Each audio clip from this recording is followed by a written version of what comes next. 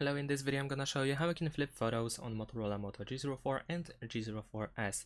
Unfortunately, it is not possible to do that without any third-party app on this device, so we're gonna need to download one in order to flip our photos. So let's go to Play Store, and then we need to download this app called Snapseed. So what you need to do is simply tap on the search and then search for Snapseed. There we go. You want to install this one, and once you install it, let's open it after that. Alright, so now let's open it, and now we can tap anyway in order to add a new photo. I'm gonna allow all this time, and now we can choose the photo that we want to flip. So let's say I'm gonna choose this one.